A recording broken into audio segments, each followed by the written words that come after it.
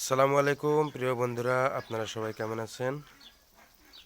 খামার বাড়ির নতুন আরেকটি ভিডিওতে আপনাদের সবাইকে স্বাগতম।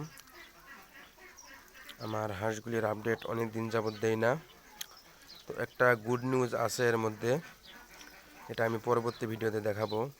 তো এখন যে উদ্দেশ্যে ভিডিওটা করতেছি তার কারণ হচ্ছে শীতে আপনাদের হাঁসের কি কি প্রবলেমগুলো আপনারা ফেস করবেন এবং কি কি প্রবলেমগুলো আপনাদের হাঁসের হবে এ বিষয়ে কিছু আপনাদের ধারণা দেই। শীতে সর্বপ্রথম যে রোগটা বেশি হবে সেটা হচ্ছে হাঁস চাকলা হয়ে যাবে, অর্থাৎ হাঁসের পা কিন্তু অবশ হয়ে যাবে।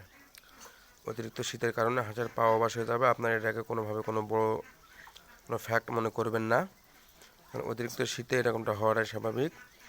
তো সেই ক্ষেত্রে আপনারা যে করণীয় আর অন্যান্য যে রোগগুলো আছে সেগুলো হচ্ছে আপনার হাঁসের একটু বদহজম হবে অথবা খাবার হজম হবে না সহজে। আর একটা সেটা হচ্ছে যে হাঁসের অথবা রক্ত আমাশা বা এরকম কোনো পায়খানা মানে জটিলতা দেখা দিতে পারে। এই রোগগুলি বেশি।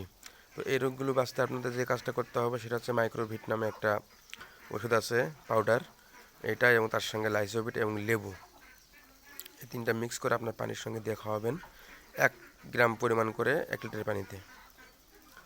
আর অবশ্যই আমি একথা আগে আপনাদের বলি সব সময়, সেটা হচ্ছে হাঁসের বাসস্থান অবশ্যই আপনাদের শুকনা এবং ভালো রাখতে হবে। আর যেহেতু আমাদের, জানি না পুরো বাংলাদেশে হচ্ছে কিনা, কিন্তু আমাদের দিনাজপুর জেলাতে গতকাল থেকে আজ পর্যন্ত সূর্যের কোনো দেখা নেই। তীব্র ঠান্ডা, 10 ডিগ্রি সেলসিয়াসে নামছে ঠান্ডা, অর্থাৎ এটার রেকর্ডধারী ঠান্ডা গতকালকে চলে গেছে, যেটা এর আগে বাংলাদেশে এরকম কোনো ঠান্ডা হয়নি। তো এত ঠান্ডায় এই হাঁসগুলোকে মানে কিভাবে সার্ভাইভ করা যায়, কীভাবে টিকিয়ে রাখা যায়, এটা হচ্ছে বড় চ্যালেঞ্জিং। সেই ক্ষেত্রে অবশ্যই হাঁসকে যে পানি দিবেন, আমি পানি দিয়ে রাখছি পাত্রে, অবশ্যই সেটা